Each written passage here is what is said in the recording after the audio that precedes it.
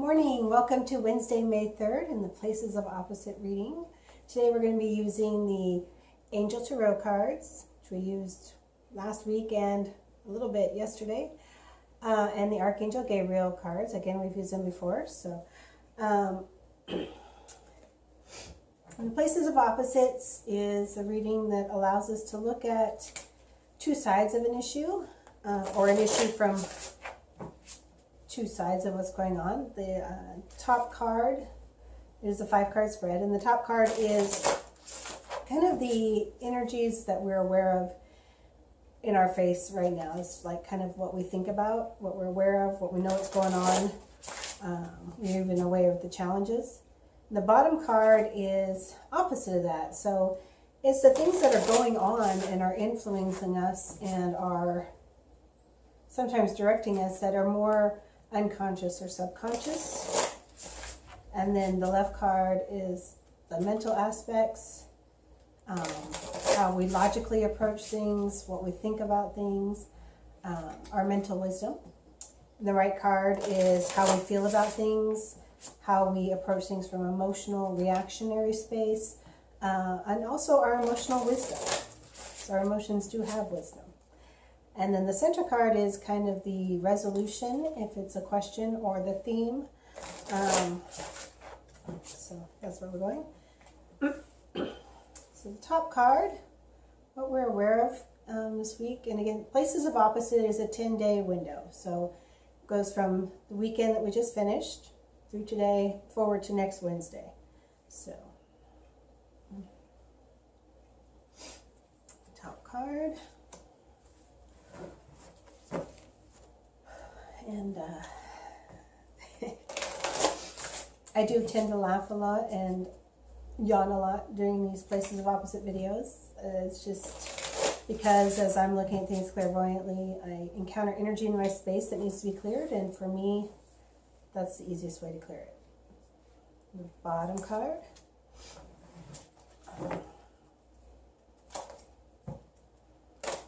Whoa.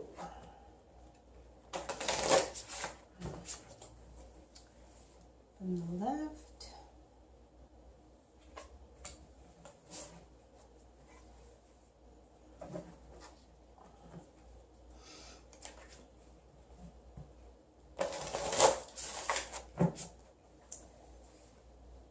The right. And the center card is going to come from Archangel Gabriel. It looks like there may be a blue one as well, but I think we're just going to start here and see how this goes. Yep, is it that card?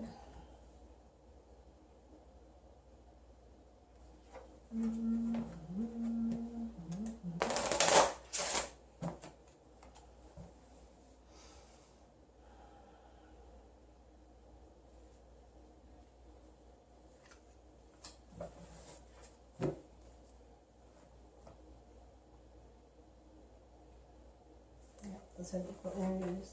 All right. So, looking at the top, we have the 9 of Air. This is a restless mental card. This is where we have so much going on that we're not sleeping well at night.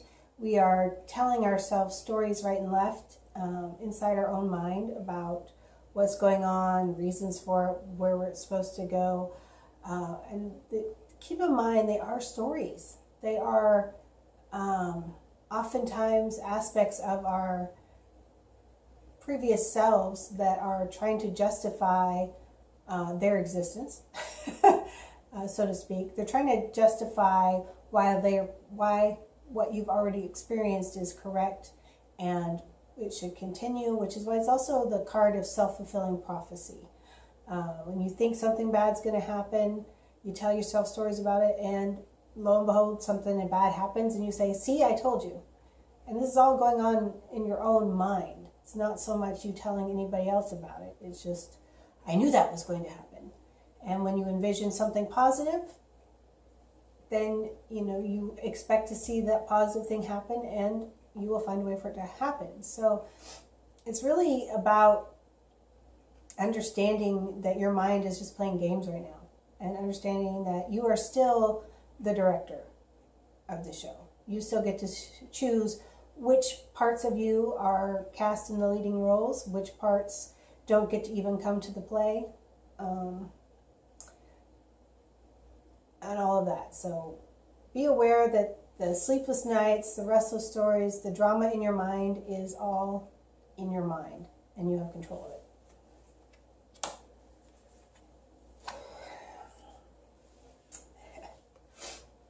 And subconsciously, what's going on, this is the Ace of Earth. Aces are big, raw energy powers. They're everything you need to start something new. So they're, it's kind of like a explosion waiting to happen, or an explosion that's just there. Usually in a positive way, but I've seen aces work negatively. But what's going on subconsciously is that you are ready to start a new way of creating for yourself in the material world, a new way of supporting yourself, a new way of connecting to the planet, a new way of building relationships that provide you security and stability. Houses, all it's just brand new energy, and your mind senses it but doesn't know what to do with it. So it's telling all kinds of stories because this is new. And again, I kind of saw this yesterday, where your mind can only deal with what it knows, what it's already experienced. It has a little bit of imagination. We have a lot of imagination and creativity to imagine what might be able to be, but the mind doesn't really believe it. The mind operates on what it already knows. The heart operates on what could be. And so when this new energy comes up, it puts the mind into turmoil, and it doesn't know what to do because it's all new and unknown. So it's kind of the opposites there. From the left, I'm pretty sure he was in the last one. We have the King of Water. This is a personality card. This is being aware. I see in this reading that this is being aware that you're coming from a place where you were very directly accessing your emotions and taking steps based on that emotional wisdom. It is also somebody that comes into play that seems to always just have things together. They always just know which way to go, how to direct it, and it's not a big drama thing for them. They can see what needs to be done, and they know the order it needs to be done. They just put it in order and they just do it. And so this may be a person that you know, or maybe an aspect of yourself. But that wisdom comes from just not being in conflict between what they think and what they feel. They know what they feel, and they see what needs to be done, and they just make their mind go to work for it. So that's what you're thinking about. It probably is just how you want to solve problems right now, is figuring out how to not be in resistance to yourself. So, and to the right, the emotional wisdom. Ooh, 2 kings. The King of Fire. So this king is, again, it's very strong leadership skills. This king is very charismatic. They know how to get people on board. They know how to inspire them, and they know how to just leap into the fray and go do it. I won't say there's no planning, because that's inaccurate, but the level of planning is not taking into consideration all future consequences. Their level of planning is they know what they want, they know how to get there, and they're just going, and you might as well go along with them. Personality-wise, if this does not sound like you, it is probably a person in your life who operates that way. They're very present time. What they feel right now is what they feel right now. What they think right now is what they think right now. 5 minutes ago, it may have been different. 5 minutes from now, it may be different. But regardless, they're able to charismatically connect with people and get people on their side and to blaze a path. So I find it very interesting that we have these 2 kings as dichotomies. And I see it may be for you a choice between what do you want and what is right for you in context of others. And so you see you really work in the difference between, or how to have and take step forward and get both what you want, that you can directly see and you know it, and it's just, I'm going to go do it, and how to make it work in context with the rest of your life. So,